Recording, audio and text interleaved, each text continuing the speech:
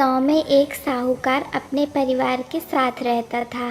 परिवार में उसकी पत्नी, एक बेटी और एक बेटा था। शानदार बंगला, नौकर चाकर, गाड़ियां और सभी शान शौकत का सामान था। उसके पास गरीब लोगों को बहुत ज़्यादा सूद यानी ब्याज पर कर्ज देना उसका धंधा था। अक्सर लोग तंगी के दिनों में या किसी त्योहार या ब्याह शादी के मौके पर साहूकार से कर्ज ले लेते थे। जब फसल अच्छी होती तो थोड़ा थोड़ा करके उतारने लगते थे, लेकिन जिस वर्ष सूखा पड़ जाता तो कर्जा तो छोड़ो, गाँव वाले सूद तक नहीं दे पाते थे। इसी का फ़ायदा उठाकर वो साहूकार उनकी ज़मीनों पर कब्जा कर लेता। कब्जा करके उन्हें बेच देता और खूब पैसा कमाता। इस धंधे में उसका बेटा भी उसकी मदद करता था। दोनों बाप बेटा हर समय किसी न किसी गरीब की ज़मीन हड़पने की योजना बनाते रहते थे।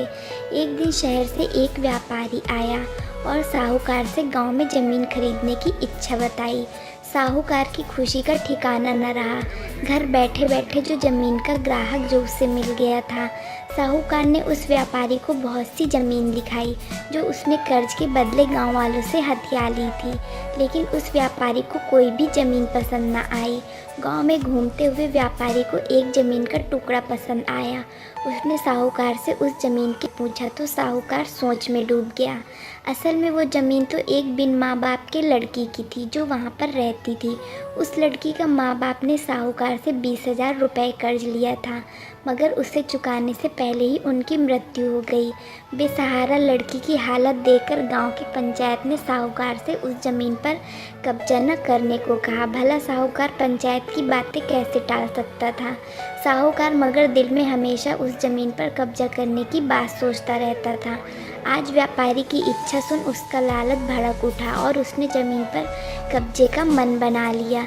कर्जे के सारे कागज़ लेकर वह उस लड़की के घर पहुंचा और कर्जा वापस करने की बात कही। जब लड़की ने अपनी दुर्दशा बताते हुए और समय मांगा तो साहूकार ने कब्जा करने की धमकी दी।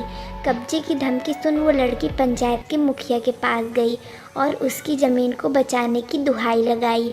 सारे गांव में ये बात आग की तरह फैल गई कि साहूकार उस बेसहारा लड़की की ज़मीन पर कब्जा करने वाला है। ये बात उड़ते उड़ते साहूकार की बेटी के कान में भी पड़ी। अपने पिता के लालच की बात सुन उसके मन में बहुत दुख हुआ। उसने अपने पिता से इस बारे में बात करने की कोशिश की, लेकिन साहूकार तो सिर्फ बहुत बड़ा मुनाफा ही दिख रहा था। उसे बेसहारा लड़की की दुर्दशा या अपनी बेटी की निवेदन का कोई असर नहीं हुआ और उसने उस ज़मीन पर कब्जे का ऐलान कर दिया। साहूकार की बेटी ने भी जिद पकड़ ली कि उस लड़की की ज़मीन पर कब्जा न होने देगी, पर अपनी एक न चलती देख उसके दिमाग में एक योजना सूझी। अगले दिन सुबह सुबह वो बेसहारा लड़की और उसके साथ 2 लोग साहूकार के घर पहुंचे और कर्ज की 5,000 की किस्त दे दी। साथ में ये भी कह दिया कि 3-4 महीने में कर्ज के बाकी रकम चुका देंगे। रुपया देने के बाद रसीद लेकर सब चले गए, क्योंकि अब किस्त मिल गई थी, इसलिए पंचायत ने भी कब्जा नहीं करने दिया। साहूकार बहुत परेशान था कि आखिर उस लड़की के पास इतना सारा रुपया कहाँ से आया। कल तक तो वो दाने दाने को तरसती थी और आज 5,000 रुपये दे गई। कुछ भी न समझ आने पर उसने गांव वालों से भी पूछताछ की, लेकिन कोई भी रुपयों के बारे में नहीं जानता था। कुछ दिनों बाद वो लड़की फिर 2 गांव वालों के साथ आई और बाकी की रकम देकर कर्ज के सारे कागज़ ले गई। साहूकार परेशान हो गया कि आखिर इस लड़की के पास इतना धन कहाँ से आया। इस तरह कुछ दिन और बीत गए। एक दिन साहूकार को खबर मिली कि उस बेसहारा लड़की ने अपनी ज़मीन बेच दी है।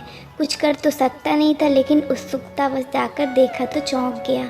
ज़मीन पर एक बोर्ड लगा था। उस बोर्ड ज़मीन के मालिक का नाम देखकर साहूकार की मानो सांसें रुक गई हों। मालिक के नाम के आगे लिखा था उसकी अपनी बेटी का नाम। वो दौड़ा दौड़ा घर गया और बेटी से पूछा कि ये क्या तमाशा है। तभी उसकी बेटी ने उसे बताया कि उस गरीब लड़की की मदद के लिए उसने अपने सारे गहने बेच डाले ताकि उसकी ज़मीन आपके कब्जे से बच सके, लेकिन ज़मीन आपसे छुड़ाते ही उस बेसहारा लड़की की उदारता दिखाते हुए आधी ज़मीन मेरे नाम कर दी। बेटी ने उसे समझाया कि आप तो उस लड़की का आखिर सहारा भी छीन रहे थे, मगर उस लड़की का बड़प्पन तो देखिए। उसने ज़मीन छुड़ाते ही मेरे गहनों के बदले अपनी आधी ज़मीन मुझे दे दी। ये सब सुनकर साहूकार को शर्मिंदगी महसूस हुई और उसने भविष्य में कभी किसी की ज़मीन न हड़पने का वचन दिया। दोस्तों, अगर ये वीडियो आपको अच्छी लगी हो तो प्लीज़ चैनल को सब्सक्राइब करें। धन्यवाद।